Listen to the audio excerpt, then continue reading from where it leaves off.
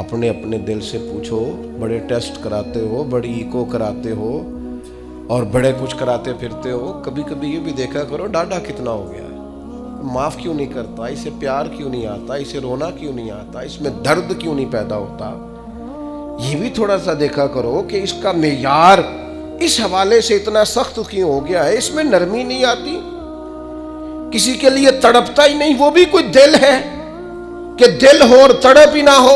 अपनी तबीयत पर गौर करें, मिजाजन सख्त ना बने, तल्ख ना बने, किसी के बारे में भी सोचें, किसी और का भी एहसास करें, किसी और के बारे में भी गौर करें। आपका दिल किसी के लिए भी धड़कना चाहिए, अपनी ज़ात से शुरू होके और अपनी ही ज़ात पर चीज़ों को ख़त्म कर लेना, ये क्या दानशमंदी है। अजीज, कहीं तो नरम होना, कहीं तो मेहरबानी करें ना। लेकिन आज मैं देखता हूं तबीयत में नरमी नहीं, लोगों के एहसास नाम की चीज नहीं। मेरे से मेरी जिंदगी शुरू होकर मेरे ऊपर मेरी जिंदगी खत्म होती है। मैं समझता हूँ जिंदगी में सबसे ज़्यादा खिदमात मैंने की हैं, मैं समझता हूँ ज़िंदगी में सबसे ज़्यादा ज़्यादतियाँ मेरे साथ हुई हैं, मैं समझता हूँ मैं ही सबसे ज़्यादा मजलूम हूँ, मेरी ही कदर नहीं की गई। हम सब इसी से इनके हो गए, सिर्फ हम ही थे जो ठीक थे, बाकी जो मिला गलत ही मिला। याद रखें, अपने मिजाज में इस तरह का रवैया पैदा करके हमने सख्तियां पैदा कर ली हैं, एहसास नहीं। मैं आपको बताऊं दिल सख्त कैसे होते हैं। नबी पाक सल्लल्लाहु ताला अलैहि वसल्लम ने फरमाया, ज्यादा ना हंसा करो, ज्यादा हंसने से दिल मुर्दा हो जाता है, ज्यादा ना हंसा करो। उलझे हुए लोगों से गुरेजा ना हुआ कर, हालात की कब्रों के, हालात की कब्रों के ये कतबे भी पढ़ा कर, हालात की कब्रों के ये कतबे भी पढ़ा कर, हर वक्त का हंसना तुझे बर्बाद न कर दे। तन्हाई के लम्हे हो तो कभी रो भी लिया कर, ज्यादा नहीं हंसना। सारी कौम को लगा नहीं दिया शुगल मेले पे। हमारे बच्चे इकट्ठे बैठ के क्या करते हैं, सिर्फ हंसते ही तो हैं। कौन सी हिकमत की बात होती है हमारी मजालस में, कौन सी तकवे की बात होती है। सारी जिंदगी शुगल मेला बना लिया हमने। ये दिल सख्त करता है हंसना। हजरत याहया इब्ने मुआज फरमाते हैं, ज्यादा रोटी ना खाया करो, दिल सख्त हो जाएगा, तुम्हारी तलब भी सिर्फ रोटी रह जाएगी, खाना ही रह जाएगा। हजरत ईसा अलैहिस्सलाम फरमाने लगे, ज्यादा न बोला करो, अपने जुमलों को बेवुकत न करो, अपने लफ्जों की कदर पहचानो। जो लोग ज्यादा बोलते हैं उनके दिल सख्त हो जाते हैं। आपकी बातें थोड़ी हो, मानाखेज हो, हिकमत अमेज हो, थोड़े जुमले हो, जची तुली नपी शुस्ता शाइस्ता गुफ्तगू हो, वो क्या करेगी, वो दिल को नरम करेगी। लेकिन बहुत बातें करना, बहुत बातें करना, बहुत बातें करना, नतीजतन इंसान के दिल को, ये तो बदगुमानियां होती हैं ना, बदगुमानियां ये दिलों को सख्त कर देती हैं। हम जो बुरा सोचते हैं ना, लोगों के बारे में बुरी राय रखते हैं, तो आहिस्ता आहिस्ता हम जिसके बारे में बुरा सोचते हैं फिर उसे अपना दुश्मन समझने लगते हैं। हमारा दिल उसके हक में सख्त होने लगता है। हत्ता कि वो आदमी मुसीबत में, मुश्किल में आए तो माज़अल्लाह हमारे दिल को तस्कीन पहुंचती है कि देखो ना हमारा दुश्मन था, हालांकि दुश्मन मरे तो खुशी न करिए, सजना भी ते मर जाना है, सजना भी ते मर जाना है, अडीगर ते दिन आया मुहम्मद, ओढ़क नू डुब जाना है। मेरे अजीज, ये बहुत बदगुमानियां, बहुत। एक पढ़ा लिखा नौजवान एक दिन आया और एमफिल कर रहा है बच्चा, वो अम्मा ने बातें इस तरह की बताई हैं कि वो सारा माहौल ही गड़बड़ कर दिया। वो कहने लगी, जादू करा करा के, तवीज़ करा करा के हमारी चची ने और हमारी फलां ने और हमारे फलां ने हमें आगे बढ़ने ही नहीं दिया। पढ़ा लिखा नौजवान है और वो यहीं तक उलझा हुआ है। क्या मजाक करते हैं आप। इस तरह भी होता है, इस तरह भी कौम में। और वो बेचारा, यानी चची को दुश्मन थोड़ी ना होती, चचा बाप की जगह होता है, लेकिन उसका लहजा इतना गलत था अपनी चची के हक में कि वो इस तरह के पढ़े लिखे नौजवानों को ये जुमले जेब नहीं देते। हमारा अजीब अंदाज है, हमने अपने बच्चों के ज़हन पक्के कर दिए। तुमने बड़ा आगे जाना था, तवीज़ों की वजह से पीछे रह गए। تو یہ جو جتنے لوگ چلے گئے انگریز ٹیکنالوجی بنا گئے اور کہاں سے کہاں پہنچ گئے، ان کو تویز ہی نہیں ملا میرا خیال ہے کوئی کرانے کے لیے، وہ نکل گئے آگے اور ان کو تویز ہوتے رہے۔ کیا مطلب آپ قوم کو کہاں کھڑا کرنا چاہتے؟ بدگمانیاں، دل سخت ایک دوسرے کے لیے۔ مہربانی کریں ذرا تھوڑا سا واپس آئیں اپنی اصل زندگی میں، جو اسلام نے سکھایا ہے اس پر غور کریں۔ یہ جو غیبت ہوتی ہے نا، چغلی سے بھی دل سخت ہوتے ہیں۔ آپ کا خیال ہوتا ہے میں نے تو کچھ بھی نہیں کیا، کسی کے خلاف تھوڑی سی بات کی ہے، وہ جس کے خلاف آپ نے تھوڑی سی بات کی ہے نا، جس کے سامنے کیا اس کا دل ہو گیا سخت، اس کے دل میں اس کے بارے میں گھٹن پیدا ہو گئی ہے، وہ کبھی نرم نہیں ہوگا۔ کیوں غیبت کو اتنا زیادہ سخت ناپسند کیا گیا؟ فرمایا غیبت کرنے والا جنت میں نہیں جائے گا۔ غیبت تو زنا سے بھی زیادہ گندی چیز کا نام ہے۔ کیوں اتنا زیادہ ناپسند کیا دین نے؟ اس لیے کیا کہ یہ دلوں کو سخت کرتی ہے، محبتوں کی مخالف ہے، انسان کی طبیعت ایک دوسرے سے دور ہو جاتی ہے۔ لیکن ہمیں تو مطلب 2 4 5 بندوں کی غیبت کرے نا تو گپ شپ کا مزہ ہی نہیں آتا۔ تھوڑا سا واپس آئیں، اپنی روحانی زندگی کی طرف آئیں، للہیت کی طرف آئیں، خیر دیکھیں، خیر کتنی ہے اس امت میں۔ غیبت کرنے سے ہمیشہ طبیعتیں سخت ہوتی ہیں، بندہ ایک دوسرے سے دور ہوتا ہے۔ اور آپ کسی کے بارے میں خیر کا جملہ کہیں، جس وقت آپ جملہ کہہ رہے ہوتے ہیں اسی وقت ہی اس بندے کی محبت دل میں جگہ پکڑ رہی ہوتی ہے، اسی وقت ہی وہ جگہ پکڑتی ہے جب آپ کسی کی تعریف کرتے ہیں، عمدہ اور خیر کے لفظ بولتے ہیں۔ اسی طرح یہ جو مال کی محبت ہے نا، ہرس، ہوس، لالچ، یہ بھی دل کو سخت کرتی ہے۔ جب لوگوں کو بندے نہ نظر آئیں، صرف پیسے نظر آئیں، پھر طبیعت سخت ہو جاتی ہے۔ مال ایک ایسی خطرناک چیز ہے، اگر یہ لالچ اختیار کر جائے، ہرس اور ہوس اختیار کر جائے، پتہ ہے حال کیا ہوتا ہے؟ ایک تو یہ ہے کہ عام چیزوں میں ملاوٹ، یہاں تک حالات خراب ہوتے ہیں کہ لوگ دوائیاں ملاوٹ والی بیچنی شروع کر دیتے ہیں۔ ان کو پتہ ہے میں زندگیوں سے کھیل رہا ہوں معاذ اللہ، لیکن وہ کتنا کچھ سخت آدمی، اس کا دل کتنا کچھ سخت ہے کہ وہ لوگوں کی صحت سے کھیل کر مال کما رہا ہے۔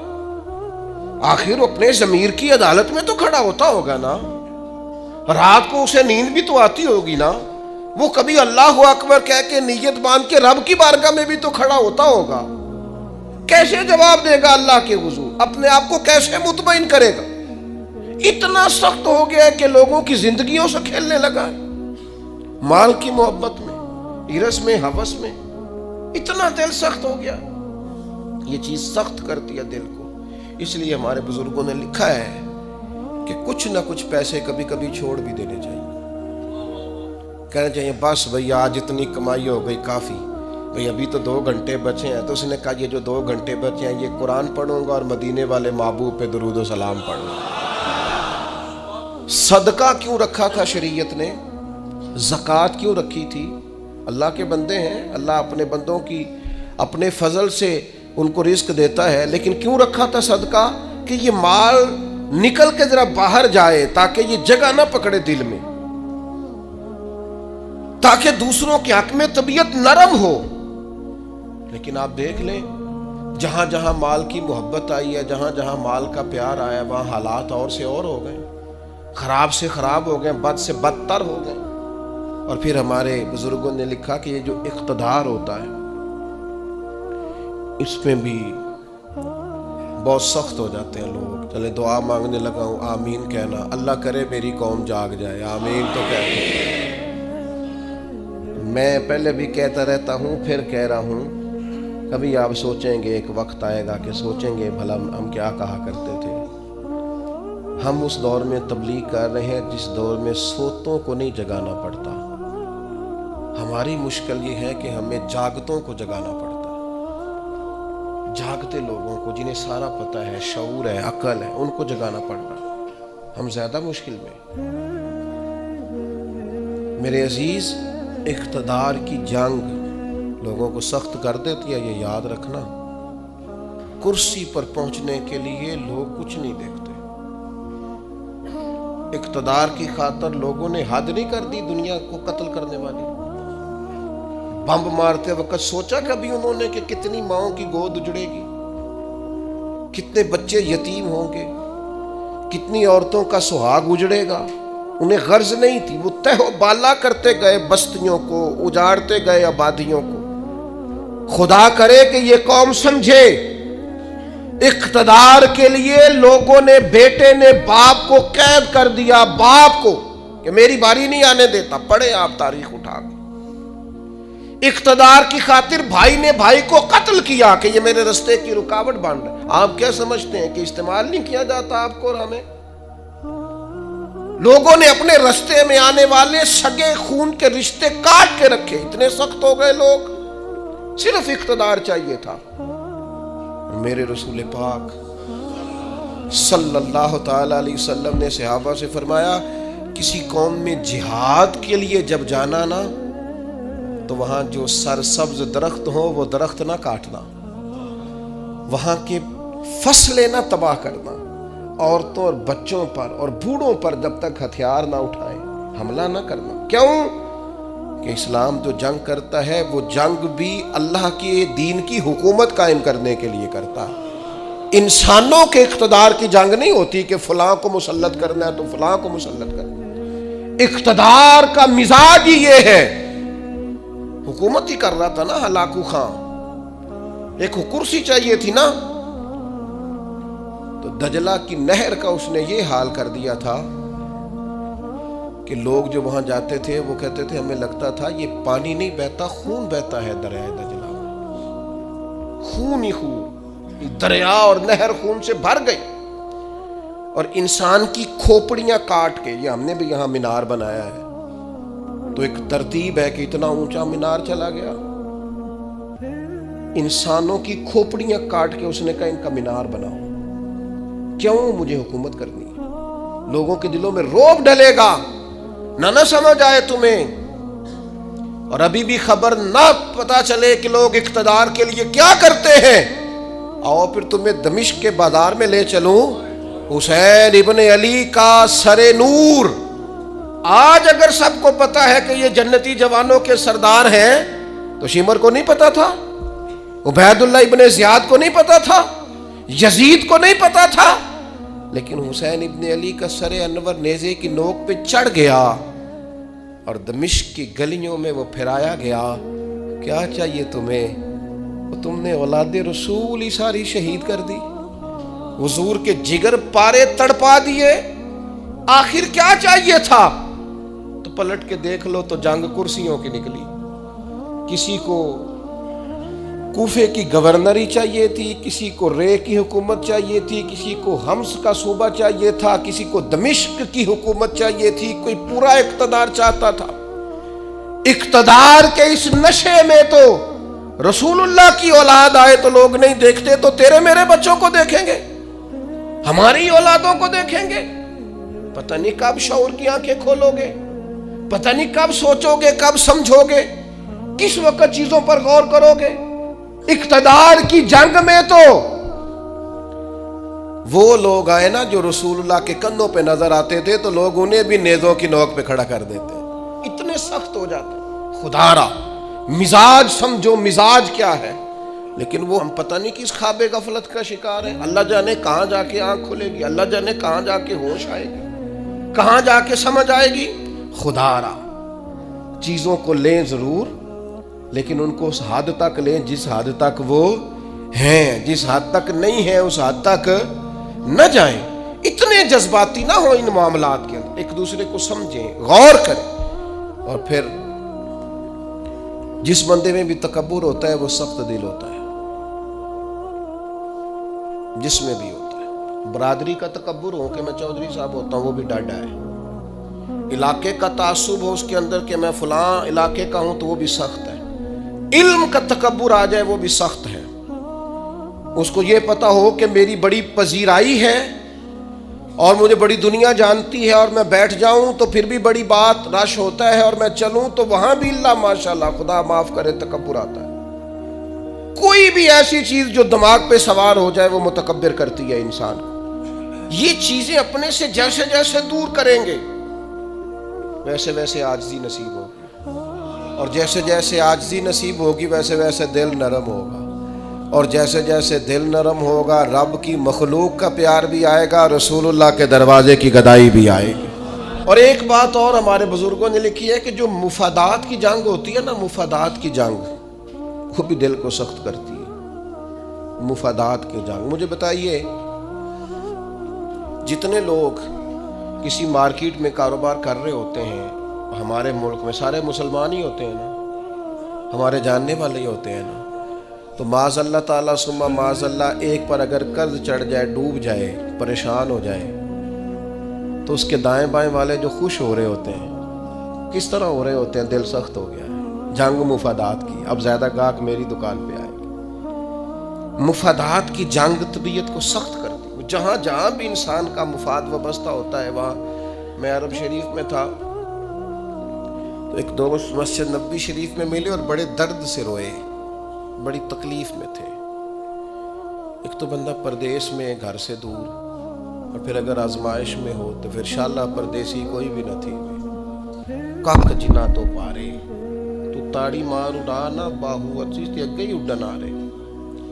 وہ کہنے لگے ہمارا سپروائزر لاہور کا ہے، پاکستانی ہے، مسلمان ہے، اپنا ہے، اور جس شخص کے پاس ہم کام کرتے ہیں وہ صرف اپنے آپ کو گڈ بک میں رکھنے کے لیے نا ہماری غیبتیں کرتا ہے۔ وہ جب کہتا ہے نا یہ 10-15 لوگ تیرے وفادار نہیں، تو اب جو مالک ہے عربی، اس کی نظر میں وہ بھلا ہو جاتا ہے، کہتا ہے کچھ بھی ایسا نہیں ہے، لیکن یعنی اس کو ضرورت بھی نہیں۔ ہم مزدوری کا کام کرتے ہیں، وہ ظاہر آفیسر ہے ہمارا، اس نے وہ مزدوری نہیں کرنی، وہ کیا کرتا ہے، وہ صرف اس کی گڈ بک میں نا اپنا تھوڑا سا نفع لینے کے لیے وہ سب مزدوروں کے ساتھ زیادتی کرواتا ہے۔ وہ کہتا ہے ایسے لوگ بھی تھے جو بیچارے گھر سے اپنا پلاٹ بیچ کے آئے، لیکن ان کی نظر ہو گئے، واپس جانا پڑا۔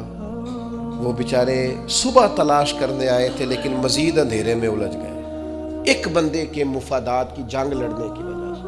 ہم مفادات کی جنگ لڑتے ہیں، ہماری طبیعتیں سخت ہو جاتی ہیں، ہم پیار نہیں کرتے۔ حالانکہ دنیا میں جس قدر بھی لوگوں نے ترقی کی ہے وہ اس طرح کی ہے کہ ایک دوسرے کا بازو تھاما ہے، سپورٹ کیا ہے، ایک دوسرے کو آگے لے کے چلے۔ ان کا طریقہ ہے کہ وہ کہتے ہیں آؤ ملو، ایک دوسرے کو تھامتے ہیں تاکہ سب کو آگے لے کے چلتے ہیں۔ کیا کیا تھا نبی کریم علیہ السلام نے ہجرت مدینہ کے وقت؟ فرمایا انصار اور مہاجرین ذرا بھائی بھائی بن جاؤ، ذرا ایک دوسرے کو کاروباروں میں شریک کر لو، اپنے گھروں میں رہائش دے لو، اس لیے کہ کھانا پینا رہنا مضبوط ہوگا تو تبلیغی کام آگے چلے گا، دین بھی تبھی تو پھیلے گا۔ لیکن ہمارا مزاج اتنا سخت ہو گیا ہے، طبیعت اتنی سخت ہو، میں نے پہلے بھی ایک دفعہ کہا تھا، پھر کہتا ہوں، میں نے یہ دور دیکھا ہے، یتیم ہو جاتے ہیں نا کسی کے بچے، تو 2-3 مہینے لوگ آ کے پوچھتے ہیں کوئی حکم ہوا ہے تو دسیا جی، پھر 4-5 مہینے گزرتے ہیں، کہتے 4 بھرا نے کام کیوں نہیں کرتے، محنت کرن نہ، نالے کوئی ابا جی تیرے اندر ٹر گیا، بڑا کچھ چھڑ کے گیا ہے۔ لوگوں کی اسی وقت طبیعت سخت ہو جاتی ہے، اور بعض باتیں آپ کو ایسی بھی سننی پڑتی ہیں کہ وہ کلیجہ کاٹ کے لے جاتی ہیں کہ یار یہ تو بات ہی نہیں تھی جو انہوں نے کر دی۔ وہ جی فلانی جگہ فلاں پلاٹ تھا، وہ کدھر گیا؟ وہ سنا ہے فلاں جگہ، اچھا بہت ساری ڈھیر ساری ایسی باتیں دنیا میں عام ہوتی ہیں جن کا سرے سے کوئی وجود ہی نہیں ہوتا، اور کسی کو وہ بات کرنے کی، دیکھیں اگر کسی کے بچے کو پلاٹ بیچتے ہیں تو پلاٹ ابے کا تھا، آپ ڈسکس کس لحاظ سے کر رہے ہیں بھائی؟ آپ کس لحاظ سے کر رہے ہیں؟ تکلیف پہنچائی جاتی، کیوں؟ دل سخت ہے۔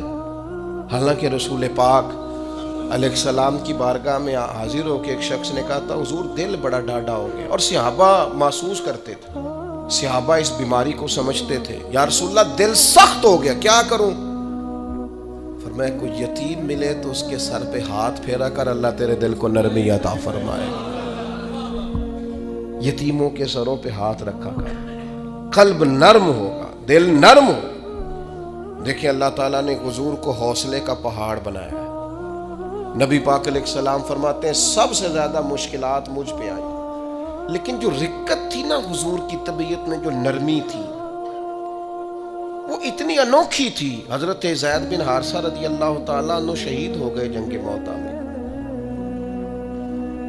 نبی کریم علیہ السلام ان کے گھر آئے، حضور صبر کا درس دینے والے، 500 کے قریب کم و بیش احادیث و آثار آپ کو ملیں گے صبر کے عنوان پر 100 کے لگ بھگ آیات ملیں گی، حضور صبر کا درس دینے والے۔ لیکن کریم ان کے گھر گئے، ان کی بیٹی سرکار کے سامنے حاضر ہوئی تو بیٹی باپ کی یاد میں رو پڑی۔ حضرت سعد بن عبادہ کہتے میں بھی حاضر تھا، بیٹی روئی تو حضور بھی رو پڑے۔ میں نے عرض کی حضور آپ بھی روتے ہیں، یہ آنسو آپ کے بھی نکل آئے؟ تو حضور فرمانے لگے یہ ایک محبت کرنے والے کے لیے اظہار محبت ہے۔ یہ جو آنسوؤں کا نکل آنا، یہ جو دل کا نہ، بلکہ حضرت سعد بن عبادہ ایک دفعہ بیمار ہو گئے تھے تو نبی کریم ان کو بیماری میں دیکھنے گئے تو ان کو بیمار دیکھ کے حضور رو پڑے۔ یار یہ حالت ہو گئی ہے اس کی، یہ نرم دلی نبی کریم کی، رقت قلبی، حضور کے قلب اطہر پر جو نرمی ہے، سخت نہ ہو، ڈاڈی زندگی نہ گزارو۔ اشداء علی الکفار، کافر کے لیے سخت ہوں گے، رحماء بینہم، آپس میں تو مہربان رہ کے وقت گزارنا ہے۔ نبی کریم صلی اللہ تعالیٰ علیہ وسلم سے عرض کیا گیا حضور دل سخت ہو گیا ہے، تو اللہ کے محبوب علیہ السلام نے فرمایا قرآن مجید کی تلاوت کیا کریں، اللہ دل کو نرمی عطا کر دے۔ یہ قرآن مجید نا یہ شفا ہے، وَنُنَزِّلُ مِنَ الْقُرْآنِ مَا هُوَ شِفَاءٌ وَرَحْمَةٌ لِّلْمُؤْمِنِينَ، یہ قرآن مجید شفا ہے مومنوں کے لیے، اور ایک مقام پہ فرمایا شفاء لِمَا فِي الصُّدُورِ، یہ دلوں کے لیے شفا۔ آپ جب قرآن مجید پڑھیں گے، تلاوت کریں گے تو دل پاک ہوگا، صاف ہوگا۔